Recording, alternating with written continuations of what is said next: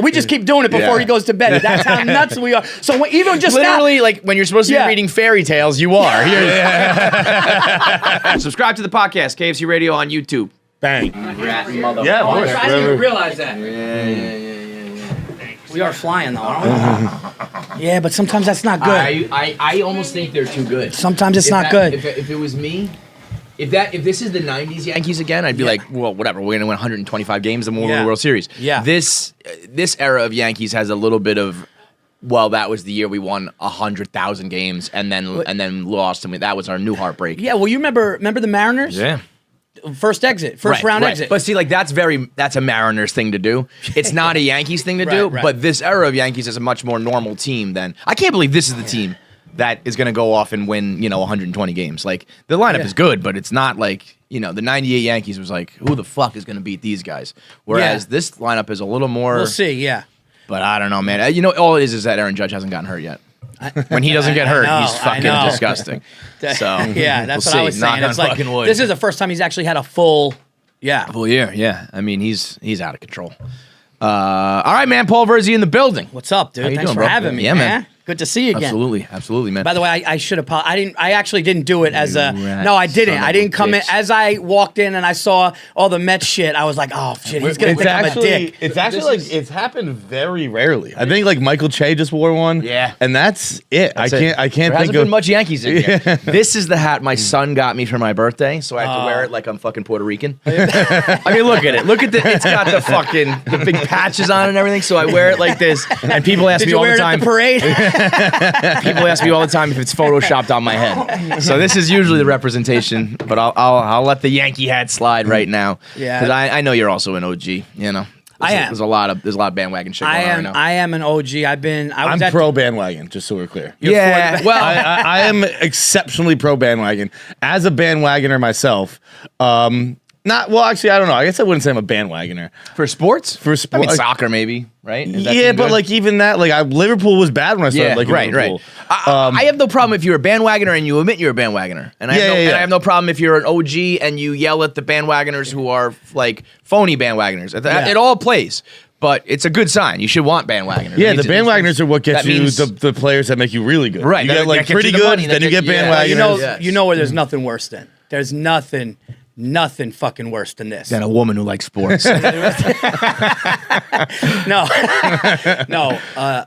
Ex-Knick fan that went to Brooklyn Nets. Oh, wow. And I'm talking about grew up with Ewing, grew up in the 90s. Do you know somebody? Fights again. Oh, I know a lot. Really? I know a lot. It's I don't know a lot of Nets fans. Stop. Period. I don't know anybody who's really a Nets fan except for like Evan Roberts on WFAN. Oh, dude, I have friends. No, you don't. Because they shouldn't be your friends anymore. I would honestly be like, we are no longer friends. Because that is also a sign of like your like makeup as a person. That you jumped to that team. Like, yeah, they were like, well, it was too much heartbreak and I couldn't. And I'm like, nah, dude, you can't. That's gonna just make it better when we win. Well, I don't mind any Knicks fan because this is probably where I'm at. I don't think anything happens with the Knicks until Dolan goes away. And so if you don't want to waste your time. Like there are very few. There's very few. I think Bill Simmons once wrote a list of like back when he was a really good blogger of like the acceptable reasons you can bail on your team, and I think the Knicks have reached that with Dolan and his ownership. What you can't do is then jump on the Nets, and I wouldn't blame you. You want to I don't know if you had jumped off the Knicks and became a Bucks fan with Giannis, and then you watched them all the way, and you were like, I'm a Bucks fan now. Whatever, fine. You can't jump to the Nets. No, you can't jump to the Nets. If you have any self-respect. Oh, seeing those like hipsters listening to Biggie, where Brooklyn at, it's like, shut up.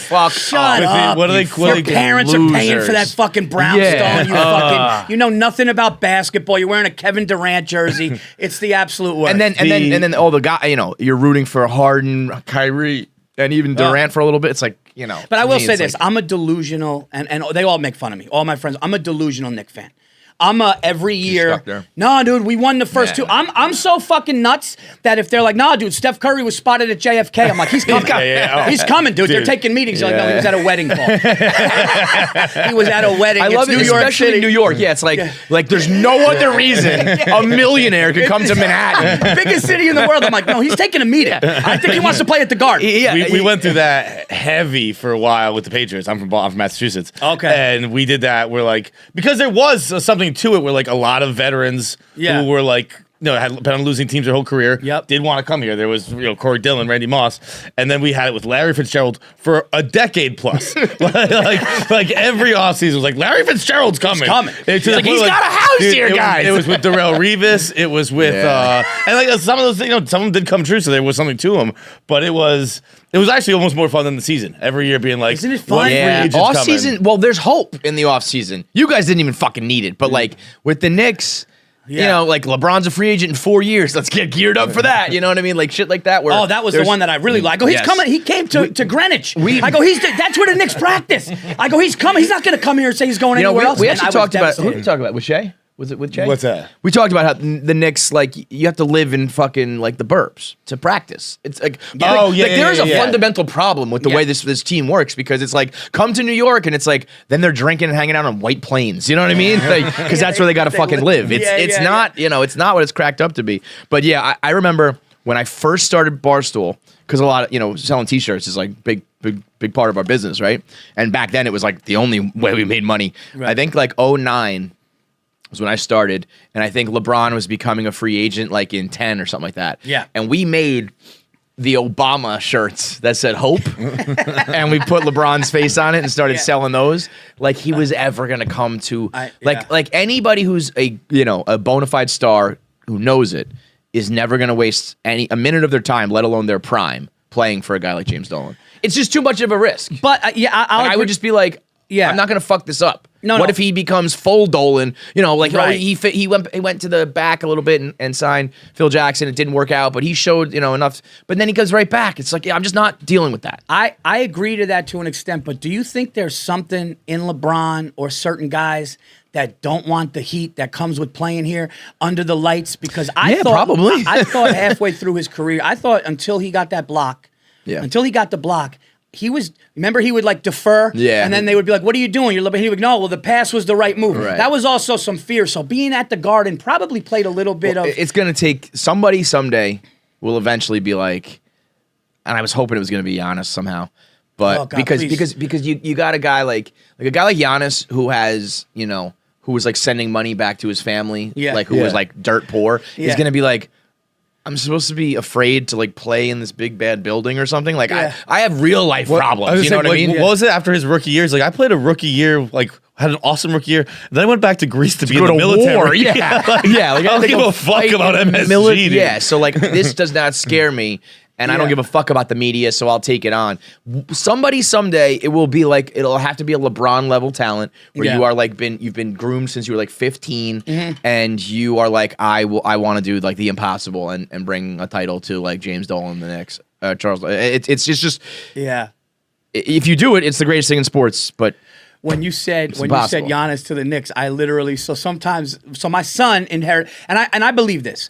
As a parent, if your children don't root for the teams you root for, you're a piece of shit father. In my life, because okay, go on. But I have a rebuttal. I have an example as well. Because that means I shouldn't say piece of shit. Something happened. I should say. No, there's something happened. We've had a kid who worked here before, who remained unnamed, but he chose. Intentionally, right? Yeah, he chose to like the Cowboys because his dad was a Skins fan or something like that. Yeah, and I was like, all right, so you and your dad have some weird fucking. That's issues. The thing, like, okay, your dad beats you. You gotta be your kid's hero. So my son inherited the Giants, Yankees, which have been fine, but he also the Knicks, and he loves it. But what we do sometimes, he'll be like, Dad, I'm going to sleep. Can you just like come in and sit with me for a little while? What we do, this is how nuts and delusional. We Google.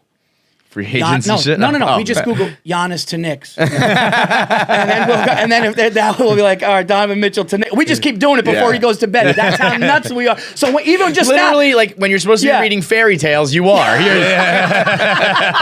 That's our fairy tale. And when you said Giannis to Knicks, I'm like, why wouldn't he want to? That's the delusion. We're thinking, why wouldn't you want to play at the Mecca? Yeah, but so many people are like, why the fuck would I go there? Like, I think there's a lot of New York ism in you where you're like, this is great, and the rest of the world is like, no, it's fucking not. Didn't Durant say that when he chose Brooklyn? He's like, dude, nobody cares about that anymore. And it's like, fuck, you're probably right.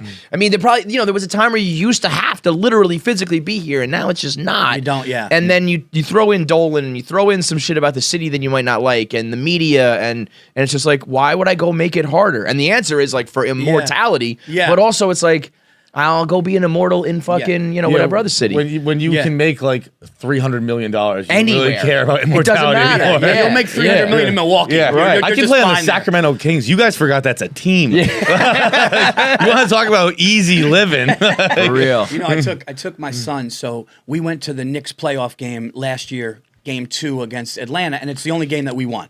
And it was... It's sad when you can just say the Knicks playoff game, and it's like, that's the only one that we... It's the only one that we won because they beat us in 5, right? Yeah. So we go, and my son is so excited, and the Garden is rocking, but he sees adults cursing, right? And he sees... this is all true. So my son goes, Dad, next time everybody goes nuts, and these adults curse and say let's. How old is he, by the way? He goes, he's just turned 13. Okay. He goes, can I curse with everybody? I swear to God. So what a good kid. So I go, he's the best. He's the best. He's like good in school, good in sports, great. So I go, yeah, buddy. All right, listen, we're at the Knicks game. Who knows when this is gonna happen again? Yeah, right, for real. So go for it. All bets are off. So later in the game, Emmanuel Quickly's at half court. And you probably remember the play. He throws an alley-oop from half court, and it looks like it's going over the backboard. So everyone's like, oh, fuck, because it looks way too... Obi Toppin out of nowhere grabs it with his fingertips, just yokes it down. Madison Square Garden went fucking berserk. I've never heard anything like it. So now my son's like, this is my time. Yeah. Right? And he gets up and he goes, yeah, let's fucking go. And I'm like, all right, yeah, you bitches, take your pussy on the whoa, dude. You cocksucker motherfucker. I was like, wait a minute, dude. He said you could curse. He just unloaded all the bullets. He's like, this is my one shot. But he went berserk. But it was a memory. And then he said to me, he goes, Dad, if they ever win, he goes, it's going to make my life. Yeah. That's why somebody that goes to the Nets because Durant and they can't take, that's why I can't handle it. Yeah. Because what my son's going to feel, God willing, both there, that's going to be on we're putting together a list of one of the segments we do is Am I the Asshole? You read out a scenario. Who's the asshole in the scenario? Okay. And I wrote down last night, Am I the asshole for making my kids root for bad teams? And that's why you do it, because if. But I'm fucking 37, man. It hasn't happened. And if it doesn't happen for another 10, 15 years, even if it does happen and I'm an old ass man for it, my whole life as my fun time as a fan is over.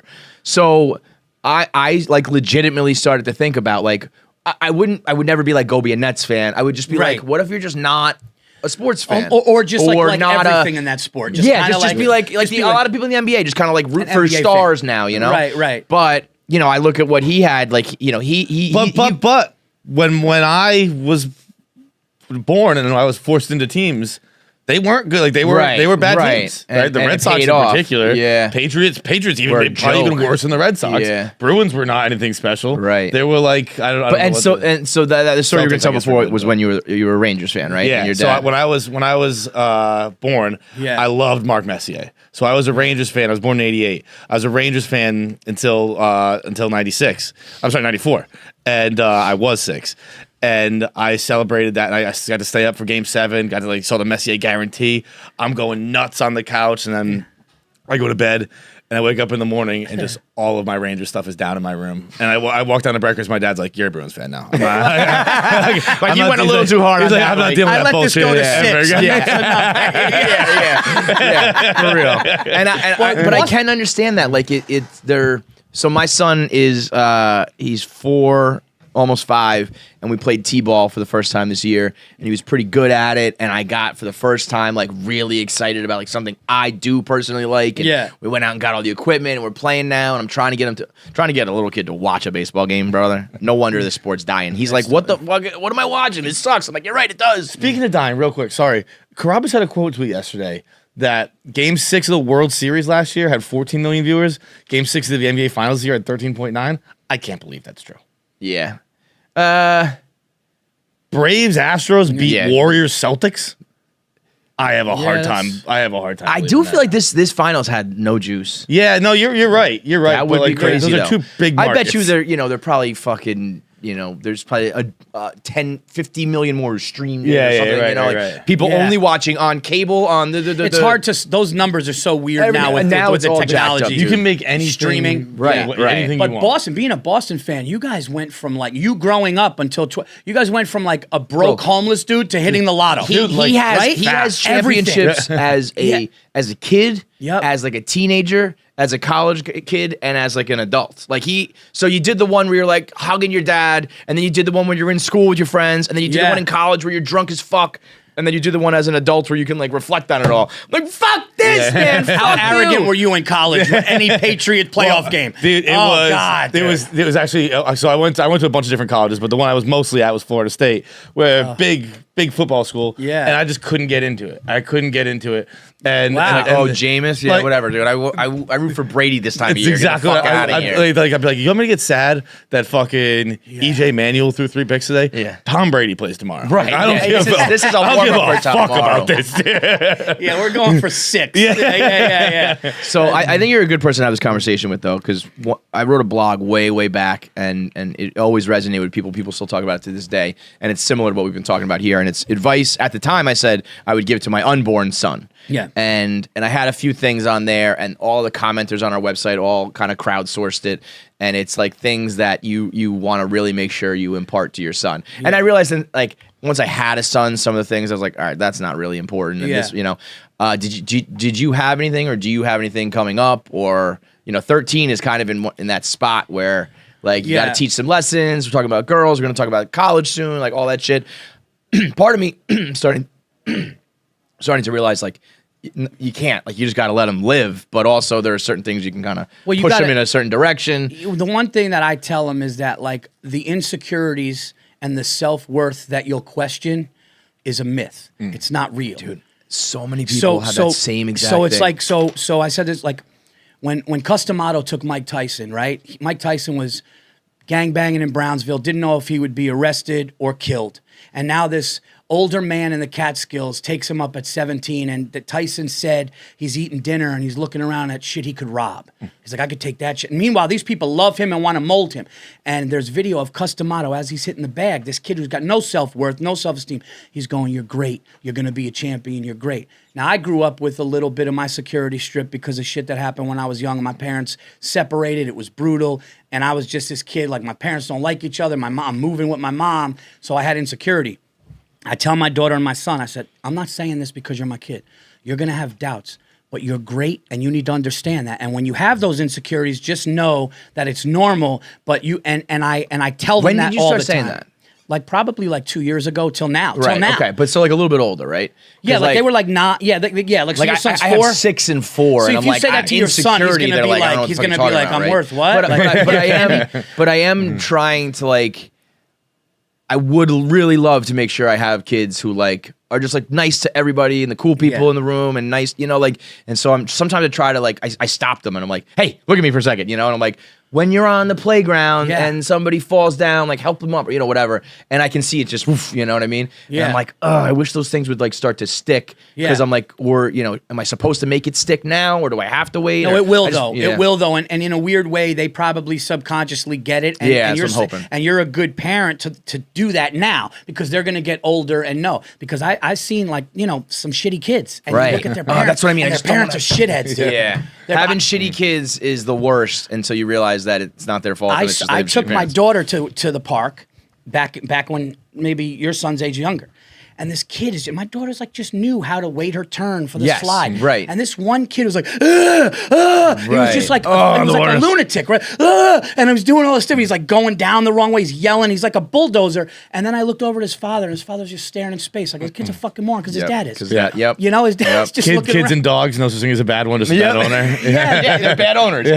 Your dad, you're the bad. Yesterday I'm at the playground, and this one little girl is going, but like spit flying, and it's hitting my kid and my nephew in the face, and they get hit, and they look at me and they're like, that little girl is being bad. And I was like, and I could see her mom was like right there, not doing anything. So I just started speaking like very loudly, like, yes, that little girl is being bad, but you should just go over there and play and like leave her alone because no one's stopping her. You dumb bitch! Hey, bitch! Come control your kid! Like so many times. You suck as a parent! Yeah, I can't even imagine having to tell a parent like, hey, just so you know, your kid's spitting on mine. Yeah, like your child's an animal, man. It's crazy out there. Yeah, and some kids, like I remember my wife picked my son up from like a play date, and she pulls into the driveway and she's beat red. She's almost crying, and I go, oh fuck. My wife picked up my son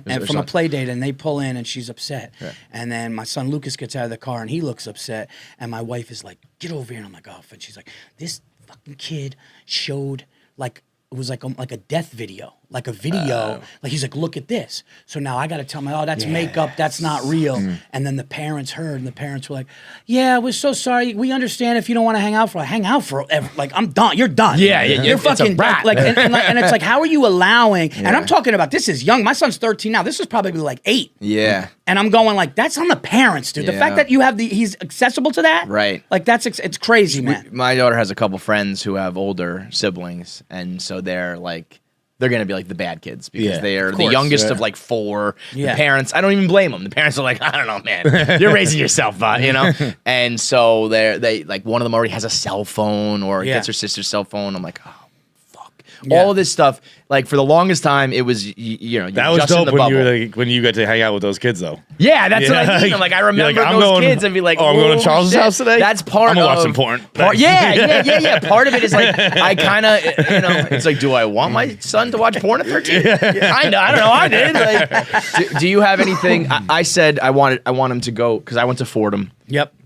It was great because I met all like the best people that I know in my life, but the experience was not great. It's just, it's not, you go to school in the hood, there's no sports, there's no frats, there's no parties. It was fine. We drank at bars, but you can drink at bars your whole life, So I wish I did something different. So I was thinking, I at the time when I wrote that blog and I didn't have a son, I was like, I want him to go to a big sports and party school and like get that experience. Yeah. And now I'm like, I don't know if that's the best idea, but also I do want him to go somewhere where he can like wants to go back and like have an alma mater experience. Like I don't give a fuck about going back to Fordham, So I was like, when I wrote the blog, I was like, you could go to Clemson, Alabama, USC, or LSU. That's it. Like you have 4 choices and that's it. Go there. I love that he's 4 and you're already expecting the grades to get into all those great schools. I mean, forget it, right? But like, what do you have anything like coming up like for high school and college and beyond that you hope he does or you're going to try to impart? He's an incredible basketball player and point guard to the point where like NBA players and college players have seen my son's jump shot. Really? Is like, like my son. So you think he's got a shot to like his last organized game? They were texting me on an airplane. He dropped like 8 threes and 36 points, and he's like 12, and he just wants to pass first. But I don't know. I'm 5'8", his mother's 5'1", but his grandparents are both 6. So I'm hoping he can get 6'1". My dad is 5'7". My mom's 5 nothing. Me and my brother are both 6 feet. Yeah, now that's not going to be like NBA level, but 6 feet is. But the thing is, I was bad, man. I would do bad shit. I partied too hard. I would, get arrested for dumb shit. A lot of things that I look back at, and I realize now it was attention because of things that happened at home. But I don't want them to ever do that. So if he takes the calmer road, if he takes the but if he's like, Dad, I'm going to the U. I'm like, all right. Pops is coming down for prayer weekend. Let's go. Yeah, so you'll be stealing bases down at the U, man. Yeah. I have both of it. I'm like, but I know, and as long as me and his mother raise him enough to know that if you do get into a frat, you are going to University of Miami, don't be a dick. Yeah. Have fun, drink, that's but all go back. I want. I just want to know that when they leave the house, you're not going to be a fucking asshole. Yeah. And an idiot, Someone tweeted at me the other day where they were like, I saw you years ago or something like that. And I just want to say, like, you were really nice to that bartender. I was like alone at a bar. And I was like, if that's all I remembered as, it's like the guy who was nice to bartenders, that's fucking perfect. That's great. Oh, that's a good parenting by your parents. I got one for you because you mentioned the cell phones. So we didn't let Lucas get a cell phone until he finished 5th grade. So he had to be out of elementary school, going into 12. Like 11, 12. He had to be going into high school to get a cell phone. It's just a decision me and his mother made, right? Now my Sophia, little more, she's a female, so a little more mature, Yeah. So, but she's at the end of 3rd grade, so she's in 4th now. Right. Last year, she goes, "Daddy, I want an iPhone 11." This is over, right? Not a phone, a specific one.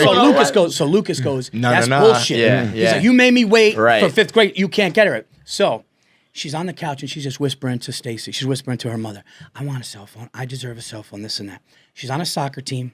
Soccer team stinks. They didn't win one game. They had 2 goals all year.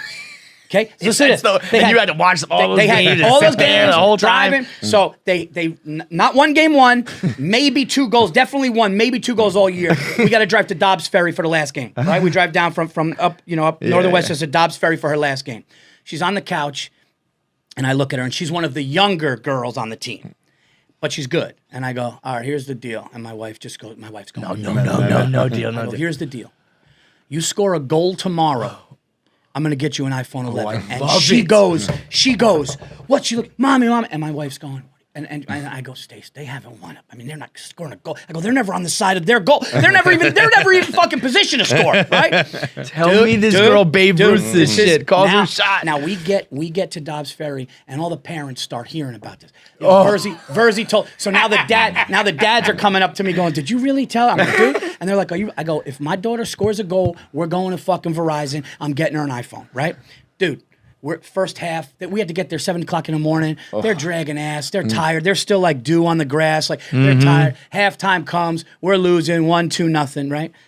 After halftime, ferocious starts in, and for some reason my daughter starts running towards the goal, and it just goes in front of her, and everyone's going no, and it goes in front of her.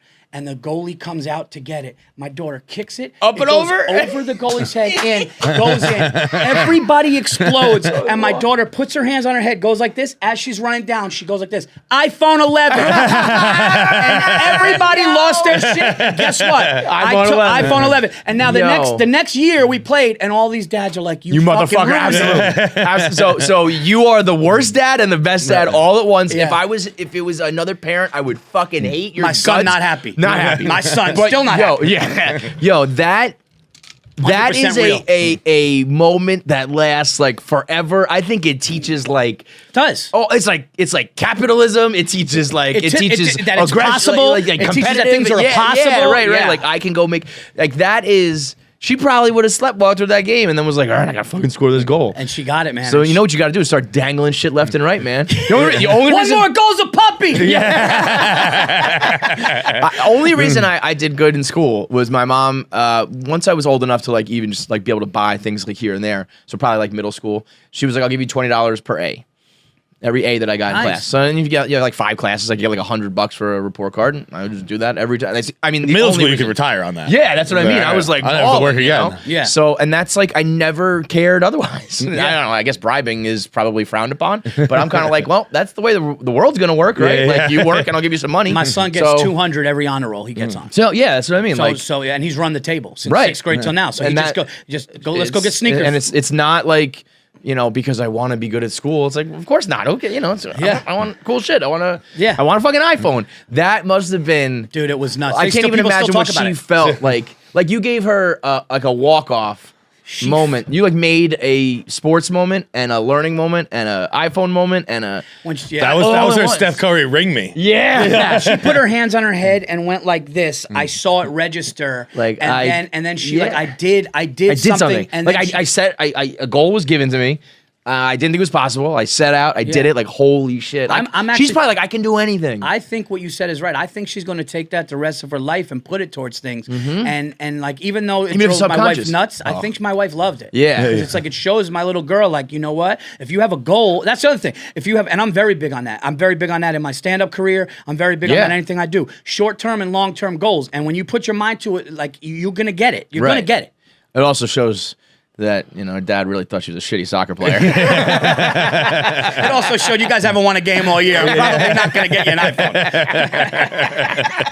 Did they end up losing the game anyway? Yeah. But you know who won that day? There was the other team was, they were not the winners that day. No, that was her iPhone 11. That's fucking incredible. Yeah, man. It was. I can only dream of a moment like that. I'm gonna do this. I'm gonna steal this. You know this, right? Dude. I'm gonna have to pick out a time and be like, I'll get you an iPhone if you do this. Your son's shit. gonna be up at the plate in Little League. You're gonna be like, dude, you get a double, dude. We're going out. I'm gonna make it so attainable too. Like, you get like an infield single, dog. You leg this out. Dude, you make contact. He hits a foul ball. Yeah, iPhone. Yeah, dude, I got PTSD though when you mentioned the Dewey Fields because I forgot all about those. Those early games. Those early games when you showed up with a doofy, you were like, "Fuck this." It's so fucking. Like, even as a kid, you're like, "This is gonna suck." I'm gonna fall at one point. I'm gonna get soaking absolutely. wet. It's gonna be miserable. The only thing that was worse than it was I was a hockey player, and like if you showed up to like 5 a.m. practices, it would be I don't know how it works or what. I think it was in summer, like during like summer leagues, but like the rink would just be fog everywhere. It would just be covered in fog, and they just make you to start practice. You had to do sprints to get like the fog to rise, and it's like, dude, this fucking that's a sign that we shouldn't be playing. If we need to like adjust the chemistry of the room in order to fucking play. It was I like remember this. I hated that, and I hated fall ball baseball when it would get like into the later when it would just be cold as fuck. Yeah, because that makes you feel like football. Yeah, it's like that. But also, like, if you wearing, get jammed, like, I don't even want to make contact. Strike me out or something. Bro, like that. that was I guess. Would it be like November? Would you play that late in fall ball? Whenever it was, it would just be those cold days, and it was just like, get me the fuck out of here. I don't want to do this shit anymore, man. That is a great moment though, man. So what's good? What's the latest with everything? I mean, you shot a special. Special drops on Netflix on Thursday. And this is the one you shot. That's out today. Back, right? Yeah, it got announced. It got announced today. People knew because it was in Netflix queue, but we made the official announcement today. Trailers up. They're gonna put out a clip on Thursday, but it comes out on Thursday. That's the one, man. I know there's a lot of streaming now, and you can do good on everything, but Netflix is still like. Well, when they the phrase Netflix special almost became for a little while like Kleenex and Band-Aid. It was like a comedy special was just called a Netflix special. What was amazing was everybody saw it, everybody loved it, and Netflix was like, this belongs here, and it's 64 minutes, and I've had the preliminary reviews of it are, like a lot of people, man, and I've had, I say this not arrogantly, humbly, like I've had like 4 legends hit me up and go, dude, this thing bangs. Wow. So, and I wanted that. I wasn't going to do it any other way. I did my first special, Comedy Central 2018. I stand by it. I love it. It made people kind of see a lot of the stuff, but this one was just different. And it's a different, it's kind of just like when you watch this, you kind of know me a lot more. Mm-hmm. And it's great. And Pete Davidson, who he told me I'm one of his favorites. He was like, "Let me direct this thing." Cool. So he did, and that's a great name to be associated with right now. You know what I mean? Like, this is the thing. This is like years ago. He was like, "Hey man, I want to direct that." This is like, but like before we talked about it a long time ago. Right. I put Pete on my podcast when he was like 18. Right. So he's like, "Hey man, I'd love to." Because he saw me at Caroline's when he was like 16, and he was like, "Dude, I want to do that." I think I was like hosting or like on the show, and we just became friends. And he was like, "Hey man, I want to do this." And when he saw some of the material, he's like, "I want to do this." So and we didn't know, and then once people saw it, everybody kind of wanted it. So that's what makes me feel good. So you shot it. This was the one you did it. Was it at Nyack? I shot this at Levity Live in Nyack, like right around like the holidays. Yeah, I remember that. And so you shot that, and at that point had no idea where it was gonna go, or was that already like Netflix already decided? No. So you shoot that just kind of being like, I know I got the material. I'm gonna shoot it, but I will figure out where it goes. Being on your show, I want to be respectful. There were options, and I want to be respectful to but there were options. But then I had to be honest. This Hollywood director Mike Binder, he did the met him. Yeah. Oh, you did, yeah. We met him in Nashville, and like I don't think we were quite aware of how much of a fucking legend he was, like because he was talking to us. And then when I found out how much of a legend he was, I was like, why is this guy even talking he did to like us? Rain Over Me and stuff. Yeah, like so big time shit. He hit me up and he goes, "Hey man, like you're one of my favorites right now, and I loved your first special." He goes, "I heard about the second one, and I want to do an essay on you. Do you mind sending me the special before it comes out?" So I'm like, "Yeah, of course." So I sent it to him, and he hit me up, and he goes, "Dude." He goes, I need to reach out to people. And he if I'm being honest, like he's like, "Hey, I'm going to send this to some people." And I read what he wrote, and I was like, completely humbled and blown away. And then, Netflix was like, let's take a look at this thing. And then they were like, this belongs here. So, man, Thursday we're here, and I'm really excited about everybody seeing it because the work is done. Because here's the thing, dude, the work is done. Yeah. The work was done. Clearly. I've been doing this a while, so So I'm really excited for you everybody get to see the it. Netflix with the Mike Binder cosign and a few of the names. There were like a lot of comics in the crowd that night, right? Because I feel like I've seen a few quotes to be like, I was here, I saw this. It's fine. Sam was there, right? Sal Vacano. Sal was there. Okay. Yeah, Sal was there, and then some people that jumped on the show before, like Kevin Ryan from Are You Garbage, who's a good friend. He used to open for me.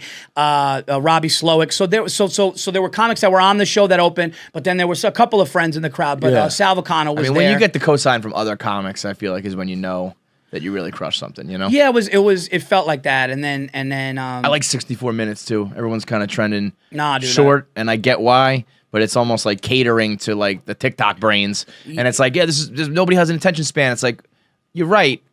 But first of all, they can watch it in 2 30-minute segments if they want. Also, if it's that good, the attention span is there. You know what I mean? When I watch really good shit, I can watch an hour. That's it. You know? And some of these people were like, I just did whose podcast? I did Greg Fitzsimmons' podcast, and he goes, dude, I watched it, and he was just like, and what people are saying is like it goes quick, and it's just because I just wanted it to be. Sal Vacano was like, man, this is like relentless for 60 minutes. That's what I wanted. Relentless. I wanted to fucking grab him by the fucking throat with this, and then Burr came out and said something on a podcast where he was like, dude, this one is so like to have that, and then to have people like Binder and these people, but I'm super humble, but I'm still like, oh, it comes out Thursday. I hope everybody feels that way.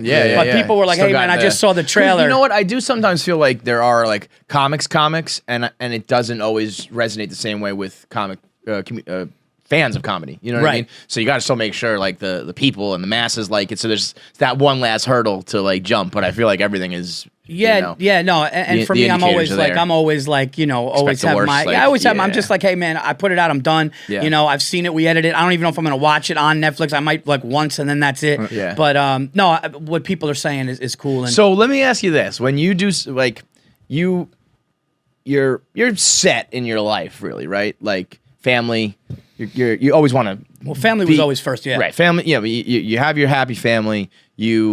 Of course, you always want to make more money, but you have money. You want to be more successful, but you are already successful. So, what is like the bar for this being a successful special?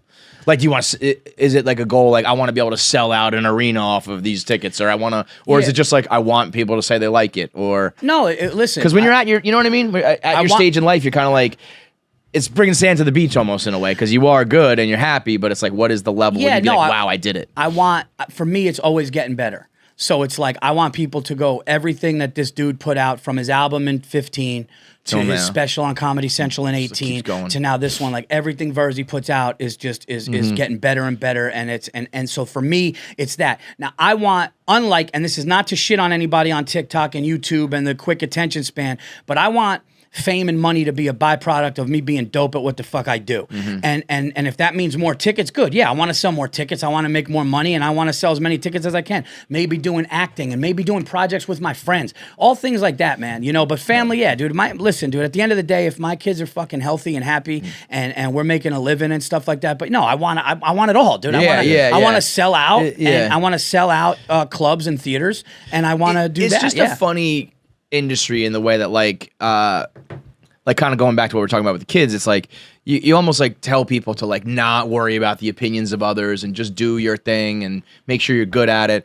But in a way, what you do in comedy is like you're looking for acceptance from an audience, and you want an audience to laugh and think you're funny. And it's about yourself and doing the best comedy you think you can do. But on the whole, it's also like I want everyone to like me. I want everyone to like this. Yeah. So it's a little counterintuitive. You know what I mean? Because, dude, I grew up watching hours of stand-up that crushed, like Eddie Murphy Raw. And that, like, I grew up watching that. That's what I wanted to do. So, like, Carlin and Pryor and Rock stalking the stage and walk. Like, it was just boom, boom. And that's what I want to do. So I want people to watch it and go, dude, that went fast. Looks like that felt real good. Yeah. That's what I don't want the quick, like YouTube click. And listen, that hurts my following sometimes, but I want it to, comic destroys heckler. Yeah, really? Yeah. Really? Oh, you mean the guy who's been doing it for a living living and has an amplified thing. He got the best of a fucking accountant. You're supposed to.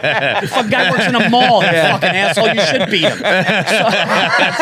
Good point. Right? It's like, you should fucking win. You have a microphone and this guy works at Sbarro in the mall. It is. I feel like I have a similar line of thinking where like I don't want to do the TikTok, I don't want to do the YouTube and all that stuff, and I think that's part because I'm like, this is the long form is the way to do it. Right. But also it's part like, I don't want to learn how to do a new thing. Yeah. And I'm hoping if I put out this attitude where I'm like, I don't give a fuck about that. Then it doesn't matter. You're like, I respect that out of him. No, but you're right. And you do have He's to old adapt. school. Yeah. No, and that's wrong. You do have to adapt. Yeah. Like you definitely have to adapt. Like I built a studio in my house to make the podcast get on video now. And so you do have to adapt and do that. But I was just talking to my publicist, the great Michael O'Brien. We were just in the green room and I was going like, I would rather the longer road where somebody's like, where you have like, let's say 100,000 followers that have been there from day one. Yeah. They've listened to you talk about jokes that have touched them, then have 350,000 who watched you do that dance on TikTok. They're not coming to your theater. Right, you know what I mean? There's, that's that guy that did that thing. Yeah. Fuck that. I would rather, but there is a fine medium where you want to make sure that you kind of adapt. Yeah, you want to adapt. And it is a world of podcasts too. And it is a world of like making content too and a YouTube channel, all that. But for me, I want all of that to come after somebody's like, oh, that shit was dope. That's just me, you know? Right. And I'm not the dude, you know. I mean, from the short time that we've known each other, like, I'm not gonna, put makeup on and go do man on the street. That's not who I am. Right. You know what I mean? It's not who I am. So. And then I think also, like, I feel like you've gone through some shit in your life. You talked openly about the anxiety and depression. And that story you told. I was listening to you on somebody recently. Oh, Honeydew, I think. Probably Honeydew. You talking about your mom when she was sick, and then experimental drugs end up giving her like another 25 years of life. And she's alive today. And she was in stage 4 of that, and just some shit happened younger. I mean, listen, I'm not going to say I had it harder than anybody else. A lot of people have it hard, but all of those things kind of like, and I still deal with shit today. Right. But just gives you a perspective on the shit that's really hard versus some of the shit that you might have thought was hard before you went through some things. You know what I mean? Yeah. And when somebody writes to me and goes, dude, that thing you said, on the Honeydew about the depression, or that joke you said that made it make me feel okay. Like, having somebody go, dude, you saved my life. And I'm going, what? Like that, I want, because that guy's coming to the show. Right. As opposed to doing some other shit. But we get that without ever really talking about that shit. Yeah. You ever notice that? We get people are like, yo, like you got me through like a really hard time. And I'm like, we exclusively talk about our dicks. Like we don't even open up about the crazy shit. You want to know what you two do? do? This is the truth about you two, man. You two are so genuine and just like honest with what you talk about. And it's a pastime for people. So when you guys are just talking, just shooting the shit, and somebody's in the car and they're going through it, this show is like it's an escape. Now, when you give that to somebody and you guys are genuine, which you are, that's all that matters. You guys could sit and talk about going to the beach, and it's gonna make somebody be like, I mean, you know what? I want to listen to that because they're going through something. So it's all relative to what you're doing. Have you seen that the podcasting meme that came out recently? Is one of the most accurate memes. And it's so disappointing because it's just like, that's. Did you text that to the group recently? I don't remember. It's the way it's worded is really good too, though, because it was like, I think we have definitely said this. Like before. It's like exactly the story, but it's basically the. It's like a musician, right? And they got like a guitar, and they're working the pedals, and they got the keyboard over here, and they're playing 7 different instruments, and it's like, musicians, what if no one wants to listen to this? Yeah. And then it's podcasters, and it's just like, it's like guy one, like, dude, so I'm at the fucking convenience store the other day, and I got the ice cream sitting right there, and it's like, one guy's like, I hate that, bro. It's like, yeah, dude, I hate that. It's like, and she can see that it's ice cream, but she's taking forever. It's like, I hate that, bro. And I was like, fuck, I do that, son of a bitch. That is what I don't think the podcasting world has like reconciled yet, is like, when you go on stage and do a comedy special, it's refined. It is, the punchlines are like so smart, and everything down to your breaths and your timing. Yeah, you and your toured the country doing it. It's perfect. Podcasting is like, the ice cream was melting on the fucking counter, and I was mad about that. But for some reason, those two things can almost hit on the same level. Yes. Which is weird, because it's like, I don't know. Sorry, bro. You toured the country and refined yours. I just told the story that happened yesterday. But I don't know. It's hitting the same for some reason. Yeah, you know? Because there's a beauty in that. There's a beauty in the off the cuff shit. Yeah, There's a beauty in that ice cream melting because it lets somebody talk about that. Like, oh, dude, did they see that shit? Yes. You know what I mean? Yeah. As opposed to some. So I think both. As long as the shit is entertaining, that's all that matters. Good. But so that's why I think when people get upset about like, oh, you're just a TikToker or whatever, it's like, dude, I don't know what to tell you. Entertaining is entertaining. Like, your shit is really fucking refined. My shit is dance. I don't know, man. I mean, like, those it stories both works, 100%. And it's like, the stories I wish it wasn't that way, but it is. The stories that your best friends have, like, dude, remember, tell a story. Yeah, that's like when you heard that, you were in a bar, it was being yelled over a couple of people. He was fumbling over his words, and and then because it's real. We'll be out with new friends. I'm like, you gotta tell them a story from the other night. You gotta tell them my story. And maybe it's a little better now, but it's like the way I remember it is like, there's fumbling and there's like at one point the waiter interrupted and I had to stop it. Like that's the more like natural telling of it. And then you could even be like, what the fuck is this waiter not listening to this? And that makes it funny because you're like, I was like right in the heart of this shit. This fucking guy. Well, no sense of timing, dude. Right now you gotta refill my water glass. I was just gonna say, I'm fine with the water. I'm fucking in the middle of a punchline. It was 75% full anyway. I hate that. I get pour like that much. It's like genuinely upset about that. When I'm telling them, don't they always come during a good story? It's like, dude, they're all 90% full. That's so fucking great. But I was listening to Ron White on Two Bears with Segura, which is it's an awesome interview hearing Ron White chronicle everything. But he doesn't drink anymore, but when he goes up on stage, I think he's like kind of officially retired. But when he had stopped drinking, he goes on stage and he drinks what looks like a cocktail, and people were like, some people I guess said to him like, oh, you're being like phony, it's fake, you're not drinking, why are you making it look like you're drinking? He's like, because it's a fucking show, you assholes. Like, these are all stories and premises that are kind of fake and pumped up anyway, so like, shut the fuck up. So like, kind of at the end of the day, it's there's whatever also entertains, you know? Something to that. When we were in Nashville and I was drinking non-alcoholics, someone sent me a tweet being like, why don't you just not drink or whatever it was? And part of it because it tastes the beer, but also there's something to like you're holding it like I'm doing like I'm setting the vibe, man. I don't want people to be like, why are you just drinking water? It's like I'd rather have one asshole on the internet be like, why are you drinking non-alcoholic beers? Or you either drinking waters and people are asking that, or you don't have a drink in your hand. Someone says, let me get you a drink. You drink. It's like, no, I don't need thank you. I don't need 50,000 people to ask me if I need a drink. I'll just hold this fake one. Isn't it funny what people comment about and like the weirdest shit? It's like just shut the fuck up. nice picture in the background, like that's it's almost like that. We deal with that. We're a little over that, I think, but there was a phase. No, we're not over it, but like there's still assholes who do it. But there was a phase like in like the early 2010s where just everyone was zooming in on something. Like you had to rent a hotel room just to post a picture. I did it yesterday. I even in the hotel room. Even in the hotel room. Where are you staying? Is that a 3-star? It's like last week I was doing all my One Minute Man videos from the hotel, and you could kind of see my bed.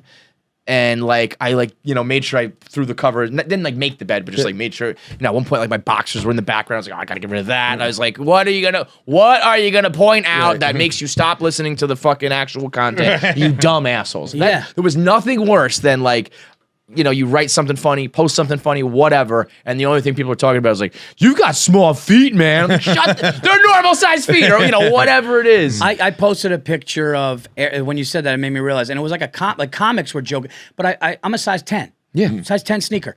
I posted new Air Force Ones, and because I love them, and they're fresh out the box and white leather, and I love shit. And they were like, dude, you got small baby feet. Small. I'm like, it's like, it is literally the most common size. I'm actually a 10, and I'm like, I'm not gonna do that. Right. I'm not gonna fucking explain my foot size to this asshole. I have literally done that before, and I replied, I was like, I'm a 10 and a half. It's actually the most common size, and I sent it, and I was like, you win, I lose. I am the fucking loser who was like, I googled it. It's a normal dick, okay? 5 inches is totally fine. I swear, man. But but going back to what we were saying about being authentic and doing it the long way, which is what I just chose to do. But I'll never knock anybody's hustle. I'll never knock. Listen, if you did it quick on TikTok and you got 1 million followers because of something that went viral and you're selling out places and you're feeding your family, good on you. Like, I listen, I may not go that approach or maybe love that approach for me, but God bless you. Like, I'm never going to hate on that. What I think it should be, I think everybody should respect whatever level of success is attained, and then really respect the people who did it like quote unquote the right way, rather than like I only respect you if you did the right way, and I knock you if you didn't do it. You know, everybody should get, if you've made it, you've made it. Yes. And if you grinded for fucking 30 years and did it all, blah blah blah, then you are like a true master of the craft or whatever. But everybody should get the like, you're here, then you're here. You know, it's like I love when people, even on some level, a guy who used to work, Francis Ellis, right? Yeah, he went to Harvard, and a lot of times it was like, you're still sitting right next to me, man. It was like things like that where it's like if you're in the same arena, it doesn't fucking really matter, right? But I do like, I think the people who are the comic or get the seal of approval from people who really know what's up or do the long form or whatever. It does have that extra like oomph, like you did it, the old school way or like the really quality way. And it's also for what makes you personally feel. Like what gives you personal satisfaction, right? Yeah. Like and for me, it was like, everybody told me no in this business for like 14 years. It was like, I remember people would go, it's called killing in obscurity. You would killing in obscurity. Yeah, you'd go out and you'd kill on the road, everything. Oh, nobody fucking, knew. Yeah. Nobody cared. You're like, no, right. dude, and it's like, oh, okay, wait. Yeah. So for me, that's what's that's gotta be like, when you make it, that becomes cool, Right. But there are people who stay in obscurity, man. It's like, and that's a fear, that was a fear, Yeah, like, I do think that's where the YouTube specials have made.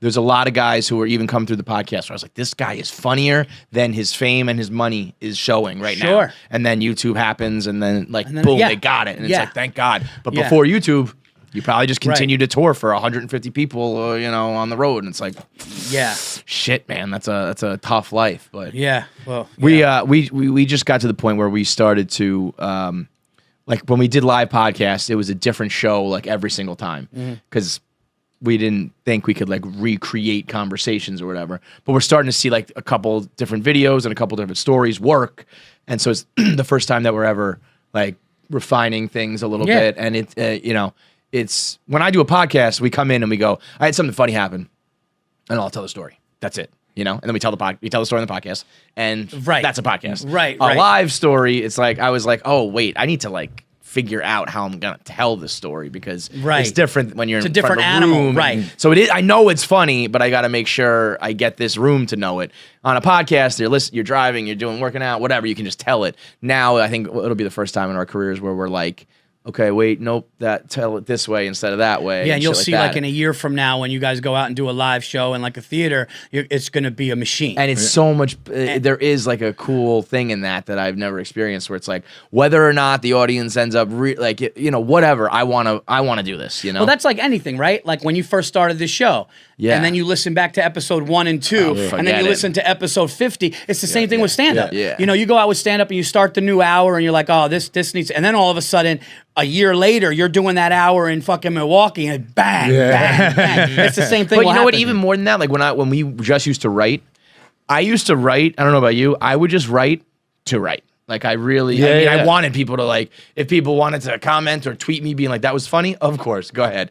But I was like, it was like painting a picture to me. And it was like, I want it to be a certain way, kind of like a little OCD, change a couple words around, fix a couple things, and posted it. And I would like read through it once, and I was like, I wanted it to look like that. That was the only motivation. Like, hopefully you like it. Hopefully I make some money off it. So I'm almost hoping the same thing happens with on stage where it's like, I don't know, maybe the audience like laughs at it more, maybe they don't, but I wanted it to sound this way, and I got it there. It is cool too, like just like even like retelling a story. Like it's all. I mean, I'm explaining to someone who knows, but like where it's like almost like learning like a new language, where you're like, all right, this is how the beat's gotta go. This is how like the pause is. Say it this or way. Like I noticed I said this earlier in the show. This crowd didn't react to that, so I'm gonna drop this part of that story. That shit's annoying. That's a part of it too. Like we did back-to-back shows in Boston, and it was the first time. Did you do Wilbur? Yeah. That was and the day of the show happened to me that was very funny. Told it the first time, and like the house was coming down. Told it the second time, and they were like, it was all right. And I was like, you should have seen this 2 hours ago. It was fucking killing me, You know why that happened though, right? Probably because I didn't tell it it was so real and exciting the first time. Yeah. So that's why I don't know how you guys fucking do it. That's the same thing with stand-up. With one repeat, I couldn't do it. You guys repeat it like fucking 1,000 times. It was in your heart so much the first time and so real that it didn't matter. And that's what I was going to say to you guys is you're going to get to a point, and this is not an arrogant thing. because I'm not an arrogant dude, but you got to get to the point where you're like, no, these people are lucky to be in this theater to see us. Listen to me. No, listen to me. Catch me in the year 2352. I don't know if I'll feel that way. Dude, those people are lining up and buying the tickets because of what you do here. Yeah, we literally had a line out the door. Like I said, I'm not saying that in an arrogant way. I'm not saying it like, well, you should. I'm saying it like you got to understand that they're so excited to be there because of what you've done here. They're excited. So they feel like, oh man, we're here to see this show live because of what they've done for us to this point in their lives. Yeah. You got to think of it like that. Right. It's like you've earned. Right. You've earned those tickets sold. So instead, people get up there, you get a little scared, right? You're like, oh shit, how's this going to be? It's like, no, it's like you earned that. Yeah. Understand that you earned that. That might be the great difference between the two things we're talking about today. Is that like I think deep down, if you sell out something, some form of a show because you got big on TikTok within the last 6 months, I think deep down you haven't really earned it. Oh, I mean, you know what I mean? You must. Right. So that's where that's not knocking them, but you gotta know. You will. I don't know if you ever reach that point if you get famous overnight because of some silly shit. I don't know if you're lucky to be here because it's like they're not. They just didn't turn their fucking phones on like I did. Right. You know what I mean? Right. So like I think there has to be some level of work if you ever want to get to the level of and that's what I meant. See me, right? And that's what I meant. I meant like when people come to see the KFC Radio show, and you two are doing it live. I mean, lucky, like, in other words, like, I'm so happy to be here to watch these two have passed time for me and made my day better. Yeah. That's a good thing. Right. I don't mean like, I slipped on a banana peel and I fucking filled up Madison Square Garden. You'd have to look in the mirror and be like, this is a little fucked up. You can do it, and you should do it. Ride that wave. Like I said, but on the inside, you got to be like, this is like the Cinderella. Like, the clock's going to strike midnight one day, and it's going to go away. You know? I do think there is a thing, though, that, like, because that's the newer one, we look down on it and all that stuff. But like I learned talking to Josh Richards, who we had on the show, actually on the show next week. Monster YouTube kid. Like YouTube, TikTok kid, that like, it's kind of like with overnight success. I think Louis has a joke where he's like, you guys think I popped overnight? I've been doing this for 30 years. Right. And even with Josh Richards, who's huge, got huge on TikTok, and he was telling a story. He's like, yeah, I was on Musical.ly when I was 15, 14. Right. He just did it. He's like, I'm 20 earlier. now. It's a 6-year grind. Right. That's a pretty good run. Yeah. It's not like a 30-year. Yeah, Louis said, I've been doing comedy 34 years, and I was happy for 4 of them. Right. I know. Yeah, you guys are sick. Because nobody sees that we were. Dude, I was in somebody's living room 3 years in, standing in front, having adults sit Indian style using an empty Corona. But I was standing on soda crates in bars in Jersey with TVs on. People are eating meals, looking on the side. Yeah, people don't see that. They're like, oh, dude, this dude got a Netflix special? Like, well, was that happened? It's like, no, it didn't happen. Motherfuckers. It's been a long time. Shitty condos and certain things. So people don't know that. Right. I mean, that's I think what makes you able to like really. Like you know that, you know what I mean? Of course. So every time you take the stage, you know that. So of course, that's what it's about, man. So I mean, this is what's the name of the special? Nocturnal Admissions. Why is that? Well, without giving it away, but like, is during there the special, I talk about how like I've always been, even from a little boy, from babe, like a nocturnal creature. Like I'm that. I thought you were gonna say you just always coming in your pants. At night. No. Even when I was a little kid, even now I'm just still wet dreams all over forever. So I figured, you know what? I miss a good wet dream. I still never had one. Really? Never had a wet dream. I feel like I still get close, but then I wake up. Do you know? I remember. This is weird. No, I didn't, but I thought I might have. This is weird. I remember my first wet dream, and it was because of the Mannequin, the movie Mannequin with Kim Cattrall. And I had a dream, dude. I had a dream about her and Mannequin, and I just woke up and I was like, "What does this even mean?" And that, you know. But I don't know. Like, I guess it depends on how you sleep. Like, I'm a sleep talker and sleepwalker and shit. So I'm often like in between awake and not. Oh, okay. So if I'm about to have one, it feels real, dude. Like I'm like in my head, I'm like, this is, you know. I'm opposite. I'm a log. Yeah, so you just wake up with cum in your pants. I'm on the verge, and I'm like, and then I will wake up and I'll be like, oh man, that wasn't real, but it felt like it was for like a few seconds there. I thought that I was fucking, Kim Cattrall from Mannequin or whatever. I've had one time, this is years ago, I had one time where I was having a sex dream. Maybe I would have come here. Yeah. I was having a sex dream, and I was, not to toot my own horn, but I was giving it to her good. And I was like, I guess I was humping in bed. And How the do you girl, know? Oh, someone was there. there was a girl in bed with Wow. me who thought I was having a seizure. So she woke me up.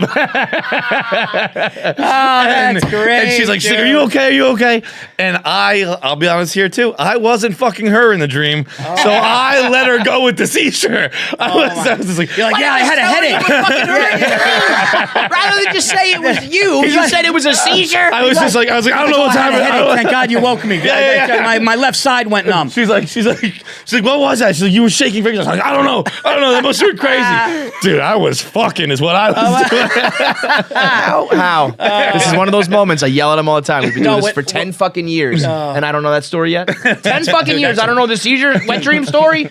Dude, that might have to make the live show. For real. That's unbelievable, dude. And the fact that there's somebody with you in the bed. But no, I would say like I'm a nocturnal dude, and then I was like talking about a lot of things in my life. So we were going over things, and we were like nocturnal admissions. It's a play on words. You're admitting stuff. You're nocturnal, and it ended up. And when you see the graphics of it, it's sick. Dope. Love it, man. It's out now, right as we speak. Thursday. Or Thursday, yeah, as we listen. So go give it a watch. Paul Virzi, Nocturnal Admissions.